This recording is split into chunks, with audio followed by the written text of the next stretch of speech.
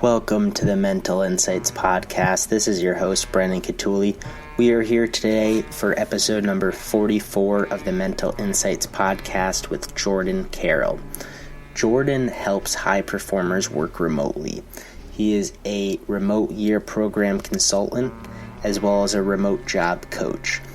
Jordan and I connected over a LinkedIn article where he spoke about his journey on being 1 year sober of alcohol. Throughout this episode, Jordan and I dive deep into the impacts of alcohol, what it does for our mental health, and why it's important to take breaks on substances or be completely sober of them. There's many different perspectives on the topics, challenges, and discussions of substances, specifically alcohol. This was such a great conversation to learn more about Jordan's story and what made him take that next step for his own health. Please tune in to this episode with Jordan Carroll to hear more about his own experience through being sober of alcohol for 1 year and what it takes to take control over your own mental, physical, and emotional health. Please share any insights or topics that you enjoy with your friends on social media. Screenshot this episode and share amongst them. I thank you all for listening to this episode. Thank you for listening to the Mental Insights Podcast. This is your host, Brendan Catulli, and we are here today for episode number 44 of the Mental Insights Podcast with Jordan Carroll. Jordan, thank you for taking the time out with me today to be on the podcast. I'm excited for this episode, and I thank you for taking this time with me today. Yeah, Brendan, super excited, man. Thanks for having me on round two. Certainly. You can't. You should admit that. You can't always have it perfect on the first time, and I think this conversation will be great. And you have a little idea of what's to come, and I think this conversation will certainly provide some great benefit for both our audiences. As we met initially on LinkedIn, and through your post, I reached out to continue the conversation that I think is of such an utmost importance within our society today. And to start off, I love to just ask when did you learn the importance of mental health, and as well, when you started to focus on your own health in general, whether it be just mental health, but physical health, emotional health as well? Yeah, so that is a loaded question, I think, but my best attempt to answering that is that I've really gotten a lot more serious in the past maybe 3 to 4 years.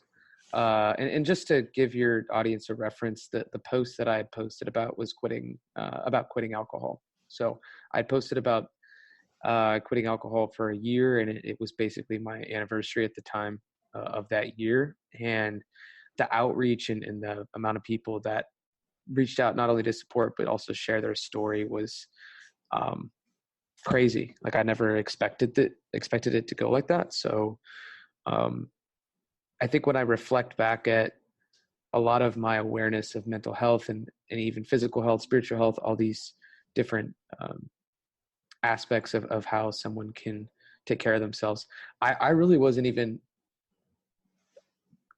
I feel like I really didn't even love myself until probably within the past couple of years, right? And actually accepted who I was. And that's part of, I think, the mental side of things, right? Is coming to a place where you actually accept and love yourself and treat yourself as if you treat maybe your best friend. And that's really when I started thinking about my body as, the only body that I get while I'm here on the physical earth. So there was kind of some spiritual thought there, and then there was more awareness that was brought up. And I've really focused on, just taking care of myself food-wise, exercise, and just the different types of substances that enter my body. Within the past couple of years, before that, I was somewhat destructive at times, and had different levels of abuse with alcohol and drugs. So I realized oh my God, this really is the only body you get, right? whatever the one that you're in right now, at least for this lifetime, is what I feel like. So are you going to be able to take care of that? And I was just tired of feeling like shit. So I don't know if that answers your question exactly, but No, it certainly does. And it really brings up a great conversation within. That is something that I believe many people face with throughout their life. And really, once they can start to become aware of how destructive they are, then they start to understand that they need to provide that care for themselves. They need to understand that their relationship with themselves is such an important aspect of their life, and it directly impacts their health.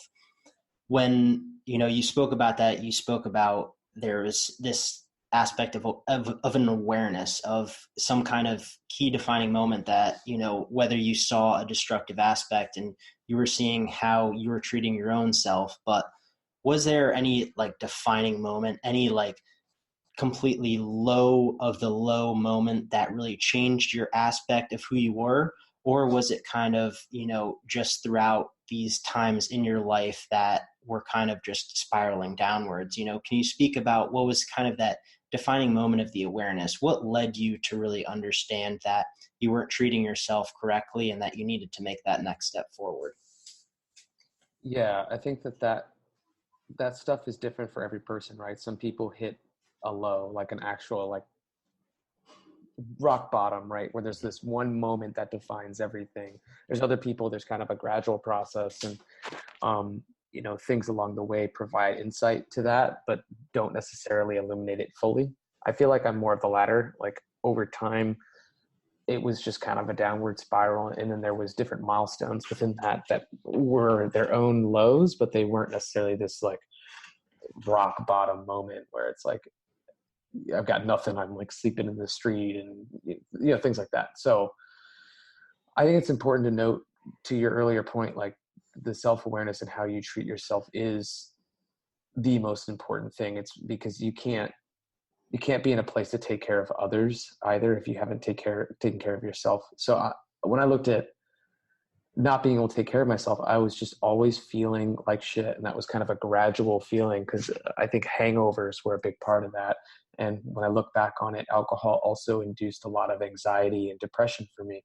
So there was a couple different milestones where I can specifically remember just, binging, blacking out, drinking, doing drugs, and then, going through this process of trying to figure out like how I got home that night and like what happened, and like knowing that I like maybe I fell over in a bar or something, and like just different shit that's like super embarrassing, and it causes all this resentment and shame, and that continued to happen. It never really deterred me necessarily. And then I had been in jail before, I've woken up in a hospital before, and even those things happening a few different times didn't necessarily do it. And then as I got older, and I, let's just say for sake of whenever they're listening to this, it's like September 2019. So about a year ago in August, I quit fully. And there was this bachelor party that I went to, and it was just 2 days of drinking, which I think is so ironic when you celebrate. So when our society celebrates, it's normalized to like get really drunk, right? And it actually induces the opposite feelings of celebration. It induces depression, anxiety, and like all these low feelings. So we drank for like 2 straight days. There was like beer pong or beer Olympics, and like whiskey shot, scotch tastings, all this different stuff. And the day after that, I just felt so bad. I couldn't work. I couldn't even like work for 3 days. I was just like, this is unreal. And I was at that point where I was, trying to build my business, my side business. I was working a full-time job. I was just like, I can't be waking up like this. Like I can't be unable to do the work that I need to do. And I think also when you're an entrepreneur, you have a different take on your time than being an employee. So, and I was noticing both sides. Like my entrepreneurial side was like, you really don't have any hours to waste going out and drinking and doing this and doing that. So it just like flipped like a switch all of a sudden. And not even like the moments where I've been in jail or been in fights or been in a hospital or thought about suicide, like not even those moments where that trigger moment, but they were all like milestones along the way where it was just like, are you going to keep letting it go further from here? Are you going to keep letting it go further from here? And that's kind of what happened, I guess. Thank you for sharing that, Jordan. And you bring up some great points, especially two that I think are very contradictory in terms of the way that, the use of substance can be used. The one being that you spoke about the celebration aspect that can completely change the whole perception of an actual celebration. And oftentimes that is a place where many people overuse substances, specifically alcohol, and it kind of directly changes the whole persona of what a celebration should be. And that's definitely something that I think is very noticeable within our society. And then the second one, the repetition of someone abusing substances doesn't really create that awareness that they need to change or need to change their relationship with whatever they're using. And that's something that I think happens with a lot of people. Even, within myself, it was not just one defining moment and then I said, all right, I need to change. It was, the constant abuse. It was the constant experiences that, like you're saying, it was like, okay, when am I actually going to make this change? I'm still damaging myself throughout the use of substances, which kind of changes your whole relationship, not only with the substance, but within yourself. And, you create this kind of awareness that you're never going to change. And I think that's something that many people do struggle with within, the relationship that they have with any substance is, how are they going to step out? How are they going to create that step forward rather than the constant steps back that they're taking within their life? Mm-hmm. And you really, you took that positive step forward of saying, all right, this is what I'm going to do. And you move towards 1 year of sobriety. And, before we really speak about the benefits, can you touch upon any type of mental struggles or any type of moments that you had throughout this year? Was there anything that really came about that was that self-doubt or that self-worry as you were moving throughout this? Or was it just an easy pathway throughout this 1 year of sobriety?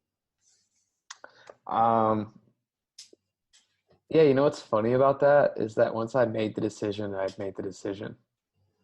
I realize any other time in my life, I haven't been committed to that outcome of being sober. And I think the biggest thing I would say to people that maybe want to be trying to be sober or want to go down that path of an alcohol-free lifestyle is that you do need to be committed to doing it. You may not be ready, but you got to be committed to doing it. In addition to that, you have to redefine a lot of the different things in your life. I've been through lots of different phases of like habit change. And one of the funny things about being a nomad and being someone who travels all the time is that I meet a lot of new people, and like my circle of friends is always changing just because I'm physically in different places. I obviously keep in touch with people as I can virtually, but when I go to new places, I meet new people, and I realize that I could make the identity switch, right? Like I could just be this new person because all the people that I'm meeting don't know the person who was abusing whatever 3 to 5 years ago. They know the person that's right in front of them now. So you can just fundamentally change that perception of yourself and that identity. But that identity shift is really what's going to help you. I'll give you an example. This is from James Clear's Atomic Habits. And it talks about a smoker who's trying to quit. So when a smoker is trying to quit, a lot of times, let's just pretend that I'm the smoker, and then Brendan, you're I'm the smoker trying to quit. You're someone who smoked with me, or someone who's smoking and is offering me a cigarette. So offer me the cigarette. Mm-hmm. Yeah, I offer you the cigarette, Jordan. No, just say like you want a cigarette. Yeah, you want a cigarette? No, I'm trying to quit. So if you notice when I say no, I'm trying to quit, it doesn't mean, it means that I am a smoker who is trying to quit. Like that's my identity of the situation. Now ask it to me again. Do you want a cigarette, Jordan? No, I don't smoke. Now, when I assign the identity in myself that I am not a smoker, there is a different relationship with me and that substance, right? So on day one, I was not a drinker anymore. I wasn't trying to stop. Like I didn't drink anymore.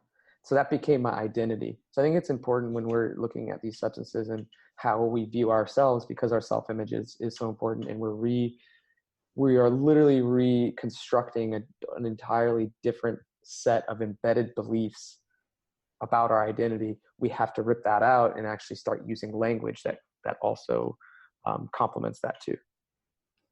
That's a great point. I love that example, and it definitely offers the perspective of, creating that shift within your relationship with the substance. And it's definitely something, so little, but it's just that conversational change, that perspective can offer, a new light within how you kind of see yourself within that. And I think that's something that many people struggle with is, I've heard many people throughout that saying, this is what I'm trying to quit. And it's still kind of that relationship with, oh, I can always go back to it. I can always have that relapse. And that's something that I think, as you're piecing together, it's something that can really offer that availability whenever you want. And that's something why I think many people do have that, that tendency to go back towards it and to use, if it's still there. And within many people, the availability, the resources are always going to be around you, but it's how you kind of create that image and that, persona within your life of, how are you going to see the relationship with that substance and within yourself? Within, you trying to change your relationship with alcohol and saying that you don't drink, you've had this 1 year sober. What kind of are the physical benefits that you've seen throughout this? And, how has that even changed within, you being a nomad, within you traveling? How has that changed not only your relationships, but just your work performance as well? Yeah, just like immediately, like I don't get sick. I haven't been sick in a year and a half. To anything where I've been out for more than like a day not feeling well. Like there's maybe like something I've ate in a different country that it upset my stomach or something, but like I haven't been physically sick. I haven't like caught a cold or anything in a long time, knock on wood. But not only that, I have more energy. Like my energy is just so much higher. I don't have as much anxiety. I'm not feeling sad for no reason, which were things that were happening because you have those hangovers from drinking in a long weekend. And that Monday when you get back to work and you just have to like reset your brain, there is a serious depletion of hormones, of serotonin. And is there one more hormone that's used frequently when you drink? I'm not a scientist, but I know that some of the hormones that the stores that you have of hormones that make you happy, when you drink, you're basically depleting those. And then when you're hungover and trying to recover, like you just feel like shit. And I don't have that feeling anymore. It's great. I'm more productive. I spend a lot less money. I spend more time on things that I actually want to spend my time on. I don't have to mask my emotions anymore. I don't feel dependent or reliant on anything other than myself. I have a lot higher confidence in everything I do. My body has changed significantly, compositionally, and it stays that way. Like if I'm not going out to go drink a bunch of beers, I'm not gaining all the weight from that either. So I'm probably in the best shape of my life right now. A lot of benefits, man. Lots of benefits. That's awesome. And, as you spoke about, you've felt as healthy as you have been, and you certainly have many of these throughout not only your mental, but your physical health. You just recently did a Spartan race. Why don't you share how that was? How was that mentally, physically? How did you enjoy that? Yeah, what's funny, I mean, I wouldn't have thought that I could do a Spartan race if you would have asked me, a number of years ago. So for me to be able to do that and also place as well as I did, and just like the feeling of it, the flow of it was good. Like I never felt at any time that I was overwhelmed. I was like cruising through it. I was running, I don't think many people passed me. I was definitely passing like a lot of people, and it just felt good to like when you're in it and you're not having that internal dialogue of like, when's this over? Oh my God. It was like, oh, this is fun. Like I've got this. And I was just very confident in that. And I had trained enough as well. And I'm in good enough shape where it just, I almost like wanted more challenge. That's awesome. That's so great to hear. And, certainly those kind of momentous, times within our life offer some great, just perspective of, what you can do and what you want to continue to do. Are you going to look for more? Is there any other, physical challenges that you're looking forward to within the future? So I haven't scheduled my next race yet, but I'm thinking there's a February in California Spartan that I would do. I want to do 3 of them in a year because they're actually really good at marketing. So basically, when you get a medal for one of the races, they give you a third of a medal. So you have to get the other 2. You have to do the other 2 races to get the other medals, and they only will match up, and they're magnetic. They'll only match up and line up if you do them in the same year, because they'll say 2019 or 2020 on That's the medals. clever. So now, even though I've done one, I'd have to do 2 more this year. It's already September, which is possible, but I would just be, I'd be pushing it because I'm already traveling most of the rest of this year. So they make it so that now I'm going to have to do 3 next year to get the trifecta. That's awesome. That certainly is some great marketing, and that'll definitely be something to look forward to. And I'll definitely make sure to be cheering you on, and everybody else listening will be as well, so we can see how you do, and making sure that you keep to that goal. That's certainly awesome. And I think those kind of physical challenges have many mental challenges as well as you're going throughout it. And you spoke a little bit about it, but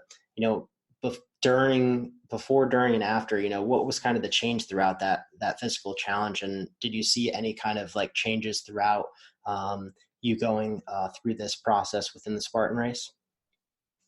Leading up to it, I would say that I've gotten more out of some other challenges that I've done physically, because I was already kind of training in a way that I would be ready for a Spartan race based on the other things that I was doing.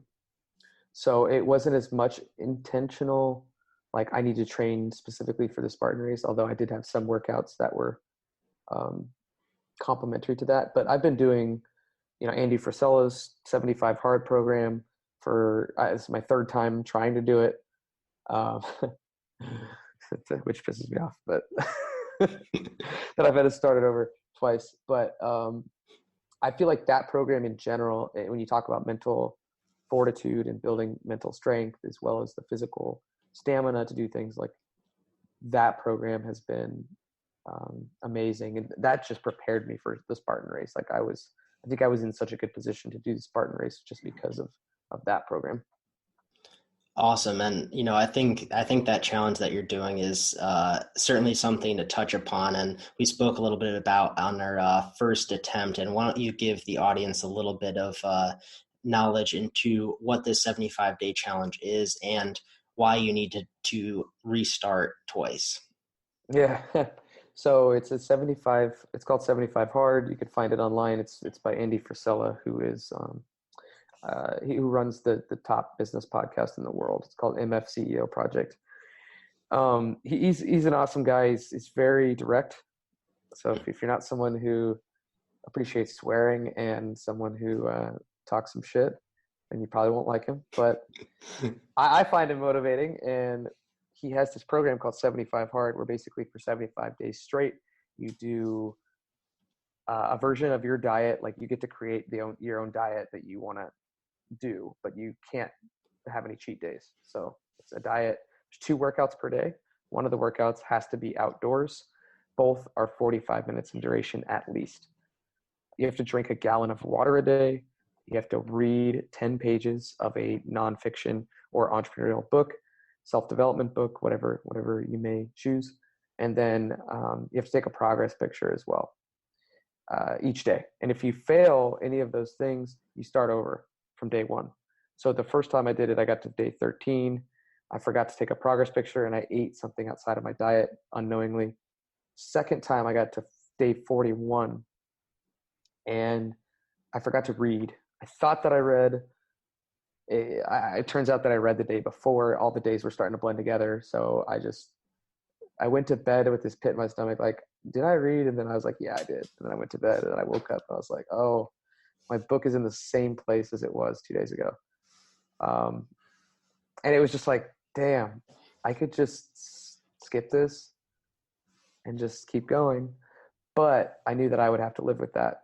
Like no one's watching me. Like I'm the one doing this. It's not anybody else. So it's just a test of like, are you willing to have integrity with yourself when you take a challenge, and are you willing to go through with it? Certainly, that's so awesome, and it's definitely a challenge that I think truly tests, your willpower and your determination to continue on or to, follow through with the challenge of taking that, that step back of starting over again when you do have, some of those days where you do, you do forget, whether it's the reading, whether it's the exercising. And I think that definitely speaks to yourself of, not allowing that to overcome yourself to say, oh, let's just continue on to the 42nd day. And within that, how has that been mentally of knowing, you were, say, 34 days left, and then now you have to start over again and complete a whole nother 75. So was the question how that affected me to and go mentally, through that? Yeah. mentally, physically, how was that change? The first time that I had to start over, it was actually like, it was cool. I was like, okay, I made it to day 13. It was 2 weeks. I got sloppy. I fucked up 2 things. I was like, I deserve to start over right now. When it was the second time, I was like, wow, I could have easily prevented that. And it was just kind of a wake up call not to take it lightly. Like you start to get to this kind of cruise control where you're like going through every day and you think you just remember everything. But now I carry this notepad with me and I literally write down everything and check it off on a box. And it's just like, and I have the day at the top, I have the date. And I think it's just also building the organization, building the systems in your life that work for you, because everybody's different. And some people won't need this little notebook to like remember that they did something. They may put it in their phone, or they may keep track of it on a whiteboard, or they may not need to keep track. Maybe they just do it themselves and they make a mental note.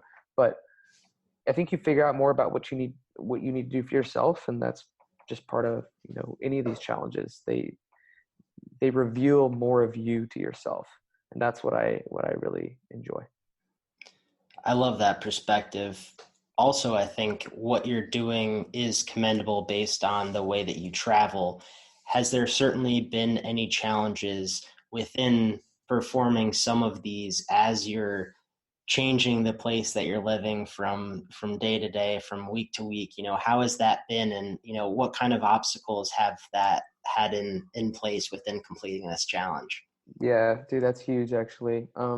Just to give you perspective, within the past 2 weeks, I will have stayed in 5 different places, in one city. So it's literally hopping from friends' places, and it's just never settled, right? Like I have a carry-on bag and I have my backpack, and I just take that. I've had that with me for the past year and a half. So I've gotten really used to this kind of lifestyle, but it does present challenges when I woke up on a couch this morning and I ran 6 miles, and I ran to a gym that I bought classes for on a Groupon.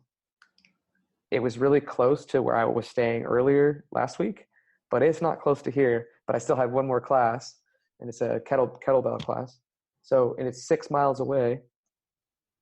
And I'm in my head, I'm just like, do I really want to get a $15 Uber right now when I still have to run anyway? So no, I'll just run all 6 miles. So I just ran this morning for 6 miles, got there, did the, an hour-long kettlebell class. And by that time, it's just like, fuck, I got to make it back. So yeah, I think when you're traveling, a lot of this stuff is variable. The gym, sleeping arrangement, where my stuff is, even just like where I get my water every day. Because if you're drinking a gallon of water, you think about the small, minute task of like where you're going to get your water. It's like, okay, well, I like to drink filtered water when possible, but right now I'm drinking it out of the sink here because we don't have a filter at this house. So it's just like, how am I going to get that water later when I'm out walking around and I'm like coffee shop hopping? I have to make sure that they have water. And like, it's just little things, If I was just in one place, and I could schedule out my day based on those surroundings that were going to be consistent over the 75 days, it would be much easier. Definitely. It seems like quite the challenge as you're bouncing from place to place, and obviously you can't have a structured routine, and that's something that I'm figuring out as I'm traveling throughout Europe is, I can't have my typical morning routines. I can't have my typical day-to-days. I don't have a location that's always present within some of the things that I normally can do. And it certainly poses, certain challenges, especially within the 75-day hard challenge that you're trying. And I would challenge some of your language though, because you're focusing on a lot of what you don't have. I think you do have enough to have a routine. It's just, it has to be structured based on where you're at in that moment. So like, example would be my reading, my meditation, my running. Those are 3 things I can do wherever I am in the world, like for sure. So as long as I have my book, as long as I have Headspace app or just my brain, and as long as I have my running shoes, which I bring with me everywhere, there will be things that I think you can, I'm only bringing this up because you said that you're trying to figure that out as well. So I would be, if I were you, think about what are the things that you can do, and maybe we could talk about it. Like, what are the things that you have in your morning routine that you could do consistently, no matter if you're traveling or not?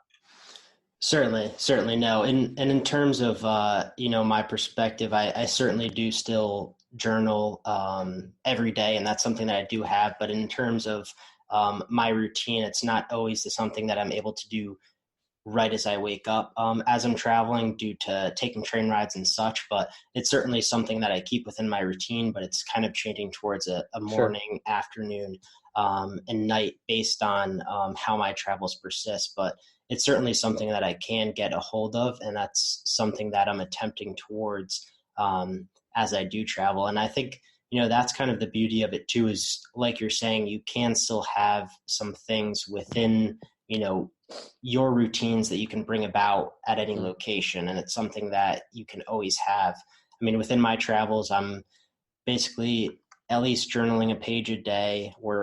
Right now, every day, we're probably walking around. Every day, I believe it's been around 10 miles a day, but right now some days have been 5. So it's like you constantly have this shift. And that's something where I've changed my perception within meditation, not to always be the sitting down and being in a quiet room. I allow that within a lot of, whether it's walking, whether it's running, and allowing that to change kind of my headspace and bringing in those times of contemplation, of mindfulness to, understand my surroundings, be in a green space, and provide some new opportunities in a different light, because, I don't have my comfort of my home, but I also do have, the beautiful cities, towns, and green space around the areas that I'm traveling to. So it's definitely, it's new, but it's a different approach to the way that I normally perform my routines, but it's something that I'm certainly getting used to and finding new niches throughout. Yeah, that's good, man. And it can be really rewarding to know that each day, no matter where you're going to be, you're still going to get in the things that you need to get in, and just not having the excuses. And I found that that's been one of the best things I can do for myself, is just stay true to a few things each day that I know need to happen. I know that they're going to make me a better person. I know that they're going to help me be in a better place and just be with a positive attitude. So. Totally. I think, what you brought up in terms of, being able to create those excuses, I think is oftentimes easy for many people, even myself, of, maybe not doing one of those aspects of your routine. And it can be so easy to create that excuse of, oh, it's due to my travels, or it's due to, I don't have, this resource right at my disposal. But like you were saying, you ran 6 miles to get to the gym, and, you didn't let that kind of break the barrier of you not being able to get that workout in and still continue on your challenge. So I think that's one of the best, perspectives to have, is we can't create those excuses no matter what environment or resource that we have throughout wherever we are within the world today. Mm-hmm. Within, wrapping back into the kind of conversation purpose and just approach to many people have within the substance of alcohol. We spoke a little bit about how the conversation is within celebration, within, the approach of the environment, but how can we kind of change the conversation, like you were saying, in terms of, you spoke about the one habit of saying, I'm trying to quit versus I don't drink. So, how can we kind of change that conversation of that not everybody needs to be within that group, not everybody needs to celebrate that way? How can we kind of show that what you're doing by having that 1 year of sobriety can drastically change many other people's lives, and it doesn't need to kind of be this social thing within our society today? Yeah, and that's a great question. And I don't think there's any easy answer, but I think the more conversations we can have, the more normalized it will be.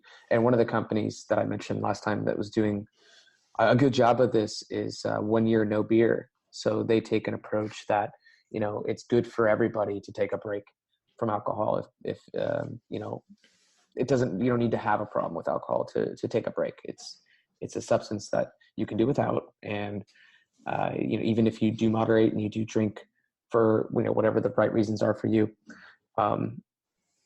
the conversation should be like, hey, this is something that's really normalized that can actually be dangerous for us, and it can actually be something that causes accidents, causes deaths, causes abuse, addiction, all those things.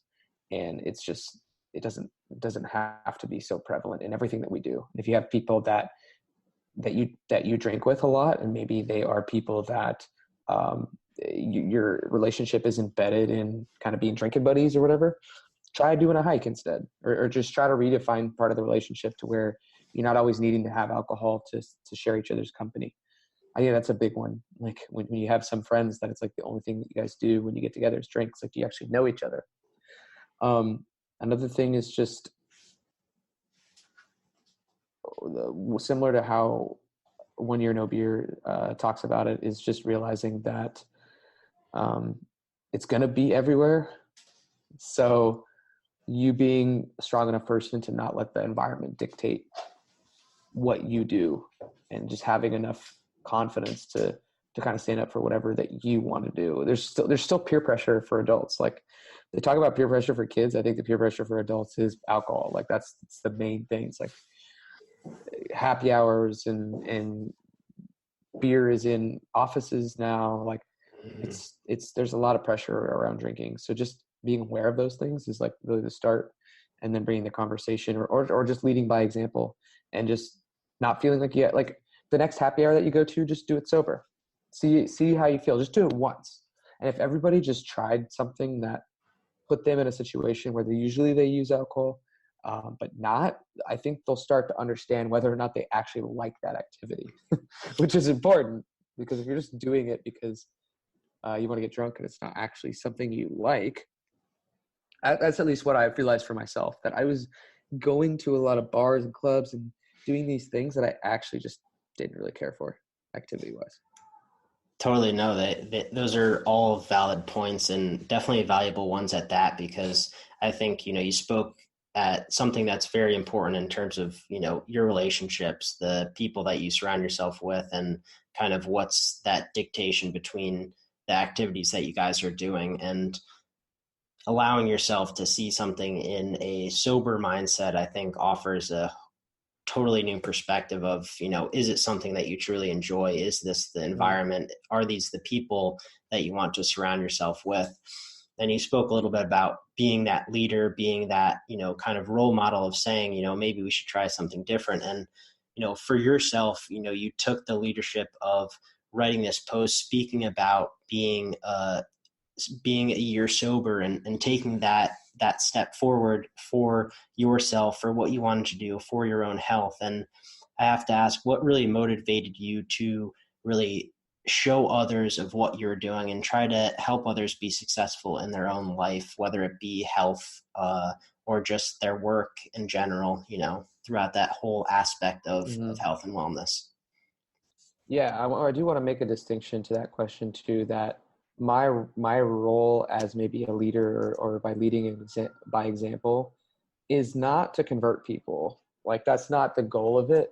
It's the goal. The goal is to create a space where people that are already thinking about changes that they want to make in their life, but they don't feel like they have the space to, or the opportunity to, or a person to talk to. That's what it's all about, is creating the space for those people. Now, for a certain amount of people, that message won't resonate because they don't have an issue with that, or they don't care enough, and that's fine. But by me putting it out there, I've created a space for people that have that issue to feel like they could be heard, or someone's going to actually understand what they're going through. And it's almost like people don't really talk about a lot of these issues. People are not so willing to talk about the fact that they maybe drink every single day, even if it's just a glass of wine or 2 glasses of wine. Like, you still drink every day. Like, that's a lot. It compounds over the weeks, the months, the years. So I think just understanding like how those things are going to affect you long term, and how they're affecting you now, mood wise, how you show up, energy, all that stuff. I think it's the reason that I did it was to create that space, and also to liberate myself. Like, me talking about it makes myself feel better about it. Like, it gives me an ability to kind of move on and say like, shit, I don't need to keep like, I don't need to hide it, first of all, but I'm so far past it that I can reflect on it and take valuable lessons from it and share those. It's truly commendable, and it definitely shows, the character that you have within just being your true self, being authentic, and showing, what's helped you, and maybe that can help other people within the journey that they're on. And if it's something that is similar to yours, I think having someone of stature just to show how beneficial it can be, I think offers people the space to, realize that they can make that change within, you really offering your own experiences, your own advice within, just the aspect of health in general. What kind of would be one tip was there anything that really just sparked the awareness of focusing on your own health and wellness? And what's one tip that the audience could use to maybe shift their perspective of their own, aspect of health, and maybe some habit changes that they can have within their own relationship with their health? Yeah, I think like make a list of the people in your life that are closest to you, and separate it into lists of people that encourage your drinking and you drink around a lot, and then people that maybe you don't, but you do want to keep in your life, and just make an evaluation of like, who are the people that are causing it? Like, what are those triggers? What are the cues? And this is if you want to change that part of your life, of course. I think that's who we're speaking to.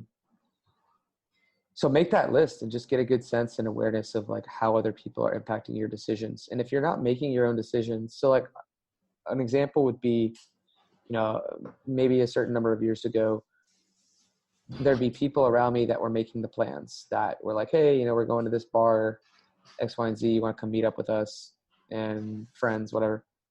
Sure, I'll come meet up with you.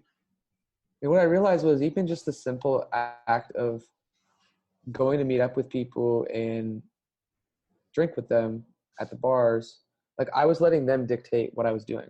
Like, I wasn't making the conscious decision. It was just like whatever decision came across from like the group of my friends, that they were going to drink at this place, and that was going to be what we were doing tonight. Like, I started like going along with that, and it was just like, wow, I've been kind of just following people's plans for a long time. Like, it's just kind of a weird thing. You're not really making the decision to go somewhere as much as you're just saying, yeah, I'll come. So what I started creating a space for people who didn't want to do those, didn't want to go out and drink. Like, I just like, hey, I'm going to go to this comedy sports show, for instance, which is like one of my favorite things to do. Or I'm going to go to this kava bar, which is another one of my favorite things to do. And I would invite a set group of people and say, hey, I'm going at this time, blah, blah, blah. I'll go alone. I don't care. Like, I travel, like, I'm in a new city almost weekly to monthly at least. So what does it matter to me that I go somewhere alone? I'm always alone. I love being alone. But if people want to come, I'm going to open a space for them to come along and enjoy the time. And what you have different things like tonight, where I'm throwing a fundraising event. It's not going to be any alcohol there, but 20 to 30 people are coming here in Portland. And I don't even live here anymore, but that many people are like open to the idea of coming together and sharing some conversation and sharing a good time. So I'm blessed in that way, that I think I've always been decent at like bringing people together. But I think for other people, just kind of understand like what you're saying yes to and how you might be able to reframe that, and writing it out is a really helpful way. I love that advice, Jordan, because it really offers that perspective of, you're able to bring people together just based on an experience and based on just something that you're passionate about. And, we're also speaking about the other side of it, where alcohol can be that thing that's driving people together, and you need to evaluate which is going to be most beneficial for your own health, what's most beneficial for just truly what you enjoy, what's an activity that you enjoy, and obviously who you like to surround yourself with. Mm-hmm. Those people are going to make a big difference. They're going to make the biggest difference in the world. So if you want to start a new habit, there's two different ways to really do that effectively, in my mind, with the people around you. You take that list of people that you've listed out, and you have conversations with them about how they're impacting, how your relationship is now, how it's impacting your drinking or whatever it is, and how you do want to change that. And it's not about blaming that person. It's just about making them aware, and then just giving them the reasons why you want to change. And it's not about, again, guilt tripping anybody. It's just saying like, hey, here's what I'd like our friendship to be now. Here's how I need you to help me. Literally spoon feed them all that, so that they can say yes to that. Or if they say no to it, then they're probably not someone you want to be around anyway. And then you can create new groups of friends with different types of communities. The easiest way to pick up a new habit is to join communities of people that are already doing it. Awesome. Great piece of advice. And, it's something that I've been seeing around, that, the 5 people that are closest to you, the 5 closest relationships that you have, are a direct reflection of yourself. So they can truly define, who you are, and not only, who you are, but who you want to be, your morals, values, any type of, aspect that truly defines you. So it's really important to surround yourself with people who are, going to follow the same directions, the same, goals and aspirations that you have within your life. Mm-hmm. Within, my podcast, I love to end my interview with one question that really offers a good encompassing approach of who you are, and one experience that was truly a very profound moment that can leave the audience with a good interpretation of just, your life in general, and what was kind of one moment that really has stuck out with you. And I like to offer this time for you to imagine that you're writing your own novel. It'll be about your whole life story.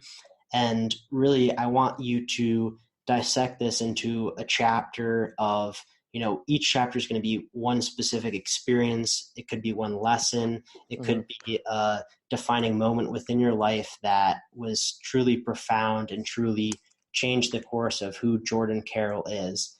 And I want you to just bring us into the conversation of one of these chapters and kind of give us a little bit of insight into why that was such a defining moment, and why that's just a message that you want to leave with my audience today.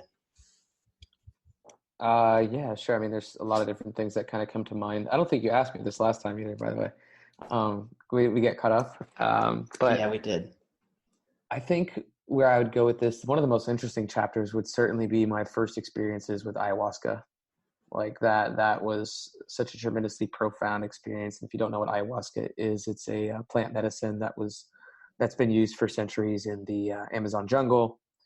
It's a hallucinogen, so DMT is activated within the plants that are basically brewed into this drink, and you drink it. And just like my first experience, I was in the jungle, in a lodge in Peru, drinking this DMT-inducing, like syrupy, is nasty. It tasted like just like tree sap or something. With these 2 shamans that were speaking only Spanish, and with 4 other people. And a lot of these ceremonies will have, up to hundreds of people. So it was very intimate, and just going through the evolutions of seeing this other side of the world and the other side of my spirituality that was a very shifting kind of moment of my life that brought to light a lot of things about my ego and the way that I view the world and how connected we are, understanding how beneficial it is to have a positive self-image and just be not so quick to dismiss other people either based on their behaviors, because I truly don't always know their intentions.